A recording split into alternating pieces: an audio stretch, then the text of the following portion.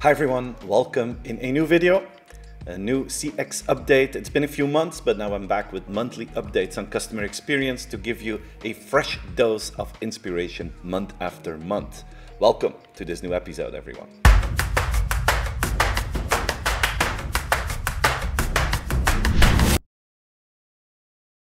First of all, I'm super excited because my new book, A Diamond in the Rough, is about to be published. It will be today or tomorrow, one of these days now. It's a complete new book. It's about how to build a customer culture. Completely different than my previous book. The Offer You Can't Refuse was more about a macro customer strategy. Now it's really about the how-to. I really want to write a book about how you can become a customer-centric company, how you can build that customer culture. I see a lot of companies and they stay that diamond in the rough. You know, they have the desire to be customer-centric, they have the intention, they have the PowerPoint, but in the execution, it's very often average to low quality. And it's only when the customer actually feels a change, a positive change, that you have impact. Most companies remain that diamond in the rough. So the book is about how can you transform yourself from a diamond in the rough into this beautiful shiny diamond. So I really cannot wait to hear your first feedback, your first reactions on this new book. It's always like jumping in the deep.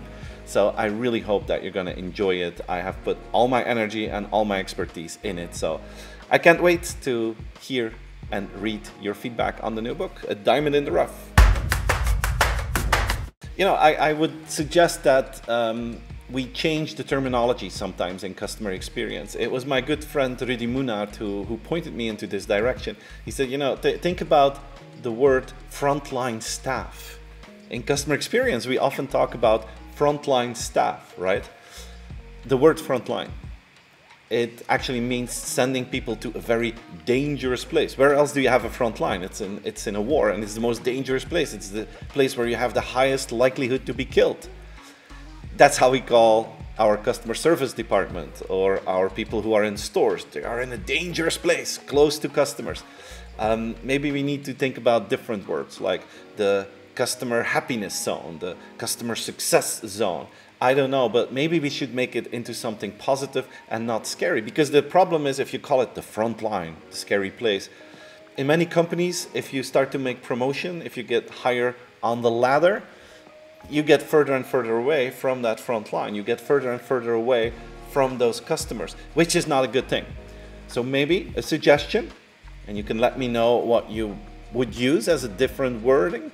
But what could we use instead of frontline staff? And let's not use the word frontline staff anymore. Just an idea that I wanted to share with you. Of course, every month I have to talk about artificial intelligence because, you know, AI and customer experience, it's going to be fantastic. We're going to see an increase in output quality. We're going to see an increase in productivity. It will be a game changer. I'm convinced about that. I even think we're sometimes underhyping its importance. And I also believe that the field of customer service will be like the first point where we're going to see the impact of AI. But just one invitation to all of you who are working on that. What I hear most today when it's about AI and customers, it's about cost savings and it's about productivity increase, which is fine. But I truly hope that we will think beyond the increase in efficiency, because I think that if we use AI right, that we can create new value opportunities towards our customers. This could be the same game changer as launching apps.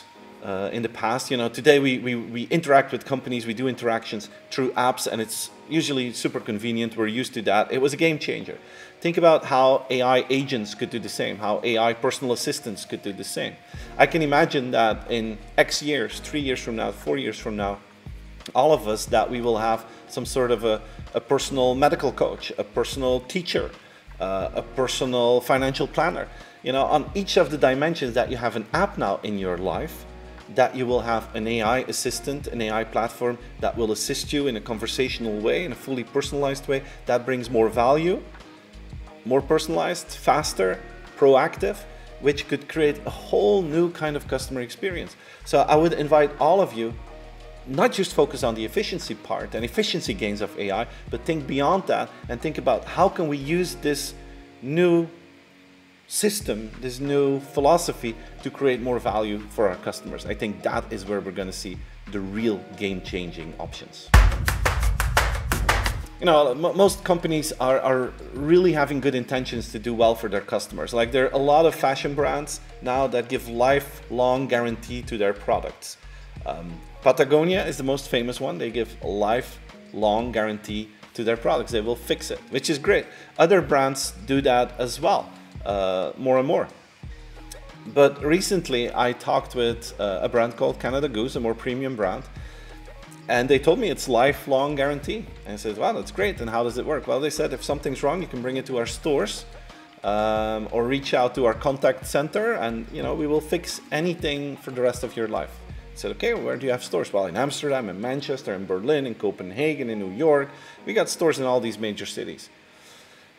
I don't live in a major city. I live in a small town in Belgium. I live far away from those major cities. So if something would be wrong with that coat and I have to fix it, I have to do a big effort to get there.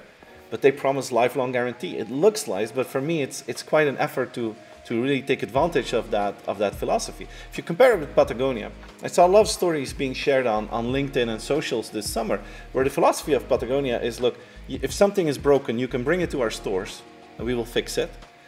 But if that's not convenient for you, what you can do is you can take your coat and go to anyone close to your house that can fix broken coats, because in 99% of the cases, anyone can fix it. You don't have to be from Patagonia to make it to fix it. Anyone can do it. So go to the most convenient place for you. Take a picture of the receipt. Tell us how much you paid. Then email us that receipt. And 5 days later, we're going to give you that money back. We're going to put that on your bank account. You see, and this is what fascinates me. It's the same promise, lifelong guarantee. But one is very difficult for the customer or takes a lot of your time and effort. The other one is super convenient for the customer.